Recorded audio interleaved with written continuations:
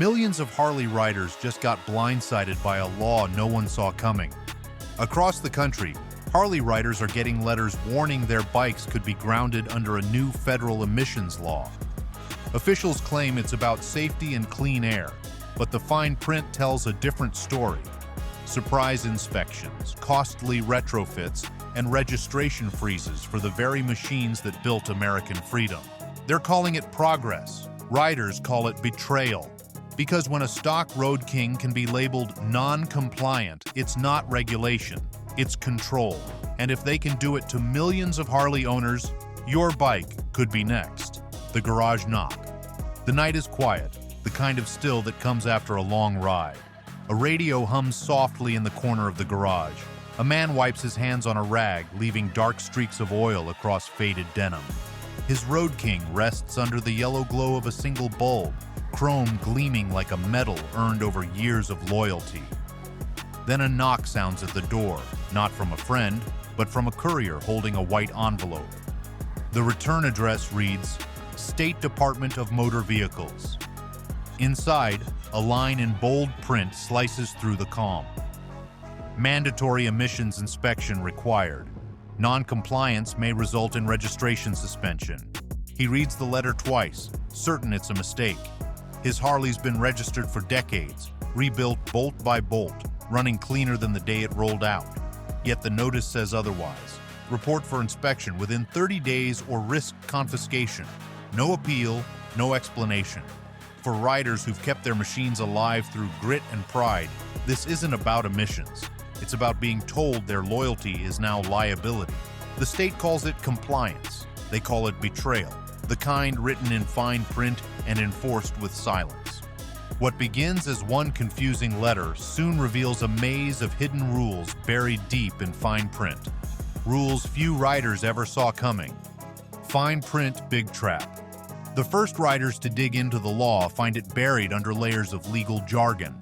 Officially, it's called the Clean Transport Modernization and Road Safety Act. But tucked inside Section 12B lies the real trigger. Any motorcycle manufactured before 2015 must undergo emissions and safety certification to remain road legal.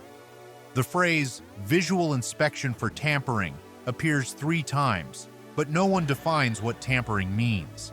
Does it include custom pipes, air cleaners, even original parts that have aged out of production? The language leaves enough gray area to trap anyone who ever touched their exhaust wrench. In practice, the rule grants state inspectors power to decide on the spot. One inspector might pass a bike with aftermarket pipes, another might fail the same setup and mark it non-compliant. The letter of the law gives riders no appeal. Once a bike is flagged, it cannot be registered until a certified facility performs an emissions retrofit, a process that doesn't even exist for many older models. In short, it's an impossible test designed to fail. A few advocacy groups try to sound the alarm. One report from a regional transportation journal quotes an unnamed official saying the goal is to encourage retirement of high-impact vehicles. High impact, of course, means anything with a carburetor or a rumble. The tone is polite, but the message cuts deep. For those who've kept their bikes alive through recessions, wars, and bad fuel, it's more than overreach. It's erasure disguised as progress. The more riders read, the clearer it becomes. This isn't about compliance at all. It's about control, and the first casualties are the garages where freedom has always lived. If you're the kind of rider who believes the truth matters more than headlines, hit that like button and subscribe. We break stories the mainstream won't touch, so you'll always know what's really happening before the road changes again. And comment down below if this will infect you, the Outlaw Garage. Step into one of those garages and you'll see what's really at stake. Rows of wrenches hang like medals of honor. The air smells of oil, steel, and old gasoline. On the bench sits a half-polished exhaust, a carb rebuilt from memory, a pile of parts that tell stories in scarves.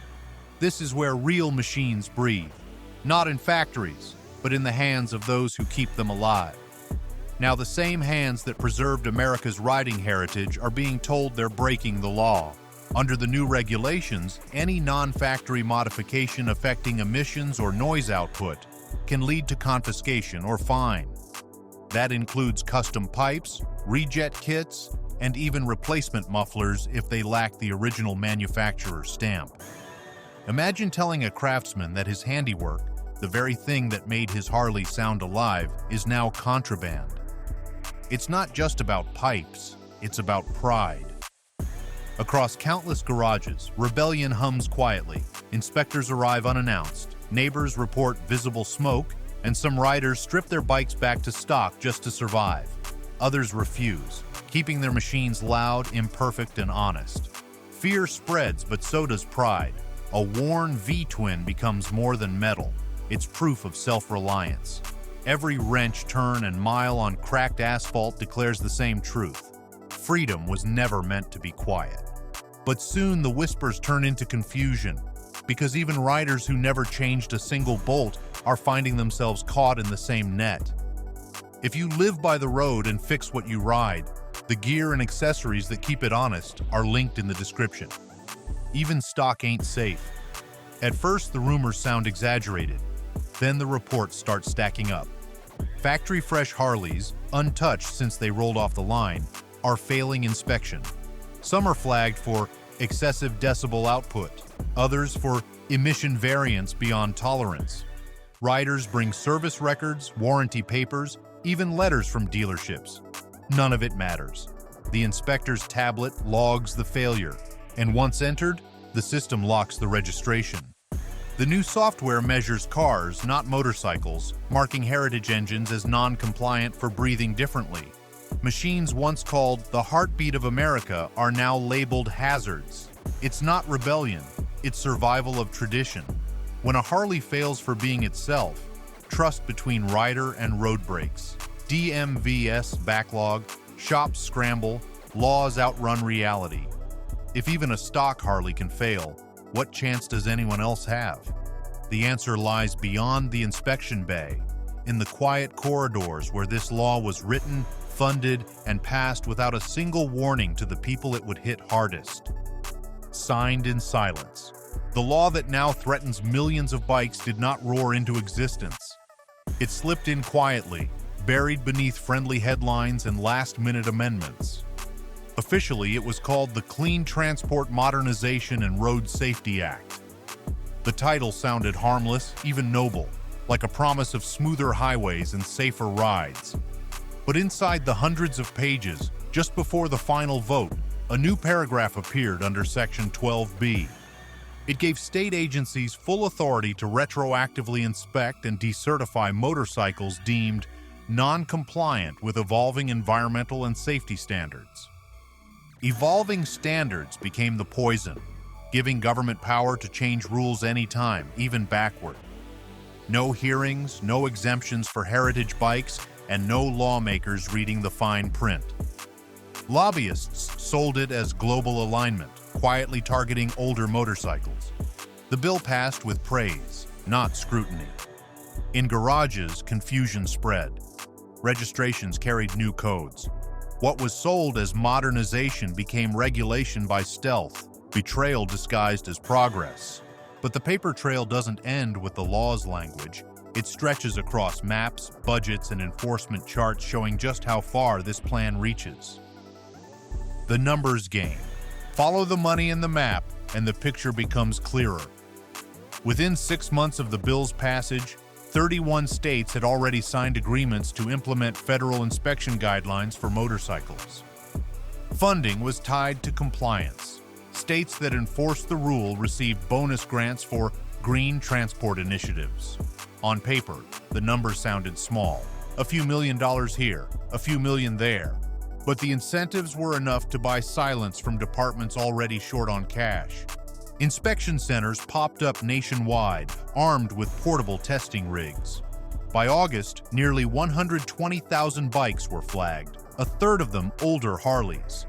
VINs, insurance, and dealer records were cross-checked by algorithm, freezing registrations over minor mismatches. Fines reached $1,000. Officials claimed motorcycles caused excessive urban noise, but no study appeared. Bureaucrats hid behind data, while riders paid for a problem no one could prove. And when the numbers started to translate into real dollars at the counter, that's when the outrage truly began. Not in Washington, but in the small shops trying to keep their doors open. The ticket before the ride. In a small-town garage, a mechanic lays an invoice on the counter. The paper is thin, but the price written on it feels heavy. $2,400 for compliance testing and catalytic upgrade, it reads. The rider stares at the number, shaking his head. That's nearly what he paid for the bike a decade ago. The new law doesn't just demand cleaner machines, it demands a clean wallet. Every step costs money. The emissions test, the retrofit parts, the certification paperwork, and the re-registration fee. The penalty for skipping any of it is suspension, or worse, confiscation. For small garages, the new rules are ruin. Certified testing gear costs tens of thousands, and without it, licenses vanish. One Midwest owner says he can't even buy upgrades without signing contracts tied to the same corporations that push the law. Lawmakers write it, companies profit, riders pay. Every invoice bleeds resentment. It's no longer about emissions, it's about control. The government found a way to charge rent on heritage, turning independence into regulated obedience. The hit to individual riders was bad enough, but when the paperwork reached the showrooms, the fallout spread from garages to entire dealerships hanging on by a thread. Showroom freeze. Walk into a Harley dealership today and the silence feels strange. Salesmen stand by rows of untouched bikes, their smiles replaced by frustration. The new law froze everything in place. Before a dealer can finalize a sale, every motorcycle must display a compliance certification linked to its VIN. Without it, the registration system blocks the transaction. Some dealerships have hundreds of thousands of dollars in inventory sitting idle, each day adding interest on loans they took to stock their floors. Back lots overflow with unsold tourers, each one a debt clock ticking. Floor plan lenders don't care about politics. They want payments. Dealers now refuse trade-ins, fearing bikes may be ruled illegal next month. Some have already fallen, like a Missouri shop after 50 years, killed by paperwork. Manufacturers preach patience, but their words ring hollow. Freedom has become forms. Chrome turned to silence. Yet in that silence, anger builds, and soon the streets will echo again.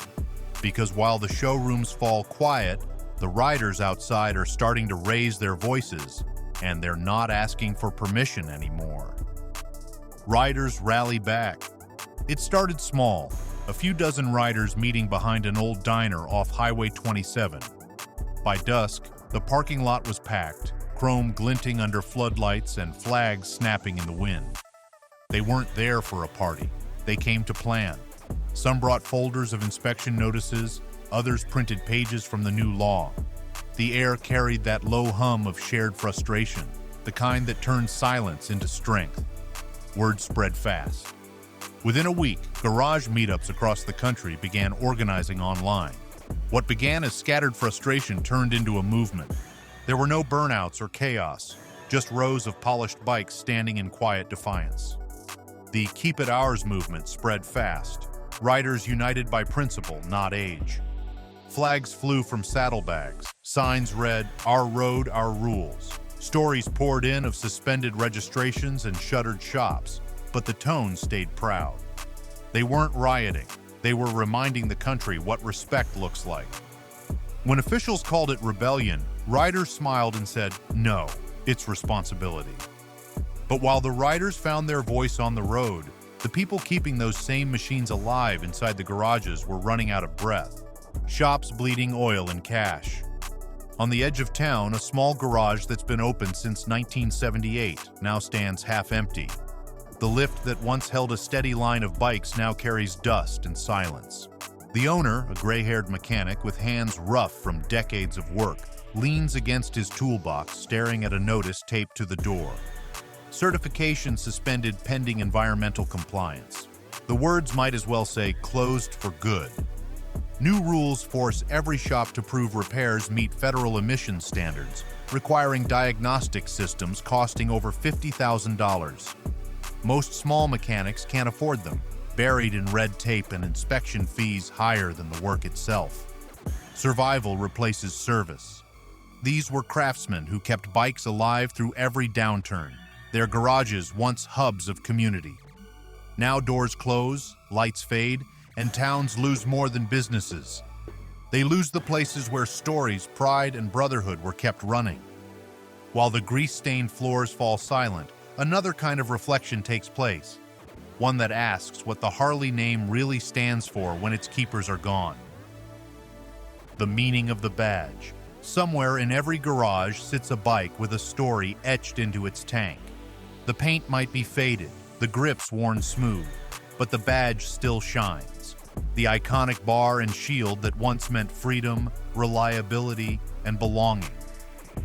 Owning a Harley was never just about horsepower or chrome. It was a handshake between generations. Fathers passed them down to sons. Brothers rode side by side across state lines. Strangers waved on empty highways because they understood the same thing, that these machines connected people. That emblem means more now than ever. When the government threatens to pull a bike off the road, it isn't taking metal, it's erasing history. For riders, that badge is identity, proof that pride and loyalty still matter.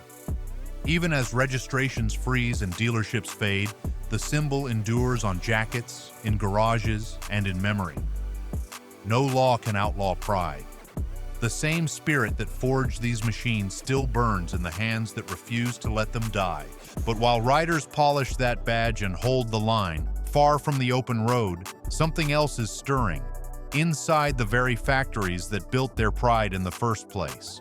If you've made it this far, you already know how fast the world's shifting under our wheels. Subscribe now, because the next update could decide what you ride, what you keep, and what the government decides you can't. Inside Milwaukee. Inside the factory walls, where the sound of welding once filled the air, the tone has shifted from production to panic. Corporate memos speak of strategic realignment and temporary slowdowns. Translated, it means layoffs, halted shipments, and sleepless nights. Managers walk the floor with clipboards, not enthusiasm. Workers whisper about entire model lines being put on hold until new compliance parts arrive. For the first time in years, overtime is gone. The machines still hum, but the rhythm is off. In Milwaukee, meetings now center on survival, not innovation. Harley negotiates with regulators while production slows and engineers test filters instead of engines. The roar of freedom is fading into hesitation, yet veterans on the line remember harder days, the AMF years, the recalls, the rebuilds. "We've been through worse," one says, though this fight feels different. You can't fix politics with a wrench. As sparks fade, one question remains. What if the law outlasts the legend itself? That question doesn't stop at Harley's gates. It's spreading across the entire motorcycle industry, and the shockwaves are only beginning to hit. Ripple through the industry. The crackdown didn't stop at Harley's gates. Within months, the shock spread through every corner of the motorcycle world. Aftermarket companies, once the beating heart of customization, began receiving cease and desist letters. Muffler makers, carb kit suppliers, and small batch exhaust fabricators found themselves listed as non-compliant manufacturers. Trade fairs that used to buzz with innovation now stood half-empty, booths abandoned under banners that once promised horsepower and individuality. A California exhaust maker closed after 40 years, crushed by new emissions paperwork. Across the Midwest, warehouses overflowed with unsellable chrome and carb kits labeled obsolete overnight. Each state twisted the federal law differently, paralyzing suppliers and dealers. Even major manufacturers added costly inspection stages to survive. What began as a Harley issue spread across every brand. Rivals once divided by logos now stood united, realizing the real enemy wasn't competition. It was regulation slowly choking the sound of freedom itself. And as the industry gasped for breath, the fight shifted from garages and showrooms to marble halls in Washington, where the people behind this law were finally being forced to answer for it. Capitol Showdown. The hearings began under the bright lights of Capitol Hill. Rows of suits faced rows of denim and leather. Behind the long wooden tables sat lawmakers who had never gripped a throttle in their lives, staring across at riders who'd spent decades on the open road. The atmosphere was thick with tension. Cameras rolled as members of the Transportation Committee questioned how a bill meant for clean energy transition became a tool to confiscate motorcycles. A riders' rights spokesman faced Congress and said, "You called it safety, but it's control. You turned craftsmanship into a crime." Applause thundered through the chamber before the gavel struck. Lawmakers fumbled, one senator admitting it was a bureaucratic misfire. For the first time, talk of repeal filled the record. Outside, thousands of bikes lined the Capitol steps, engines rumbling in calm defiance. No shouting, no signs, just the unmistakable message carried on chrome and thunder. We're still here. But even as hope flickered inside the hearing rooms, the damage outside Washington was already carved deep into America's small towns. Economy on idle. Drive through any highway town once fueled by motorcycle tourism, and the signs of decay are hard to miss. For lease hangs in windows where dealerships once thrived. Service shops sit dark, their lifts frozen mid-air. The sound of tools clanging and engines firing has been replaced by silence. Each closed door represents more than a lost business.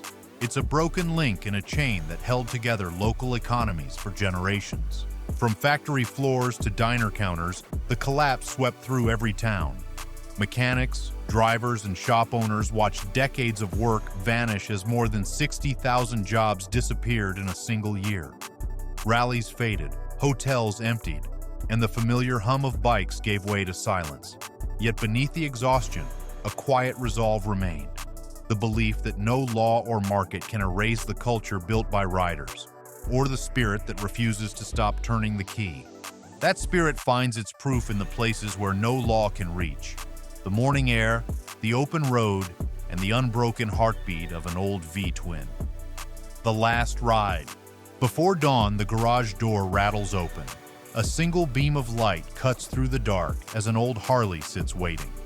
The rider straps on a worn leather jacket, scratches of time written across the sleeves. He turns the key, twists the throttle, and the engine roars to life, uneven, raw, alive. The sound fills the street, echoing against the quiet houses still asleep. Somewhere a neighbor might frown. Somewhere a bureaucrat might call it illegal. But to him, it's the sound of freedom refusing to die. He rides toward the horizon, cool air cutting through the morning stillness. Each mile carries the weight of what's been lost. The factories, the shops, the laughter under neon signs. Yet pride stays steady. At an overlook, he stops and whispers, "You can fine it, ban it, or tax it, but you can't kill what it stands for." The sun rises higher, chrome turning to fire. With one last breath of exhaust, freedom rides on. Because in the end, it was never just about motorcycles. It was about the freedom to keep them running and the courage to never let that sound fade away. The road has always tested those who ride it, not with traffic or weather, but with change. This law may claim to protect the future, yet it threatens the very soul that built it. Every bike in every garage tells a story of freedom, not compliance. And though they can rewrite rules, they can't rewrite loyalty. The engines that carried generations still echo louder than policy. Hit subscribe, keep the rubber side down, and don't miss the next breakdown, because the fight for real freedom on two wheels is just getting started.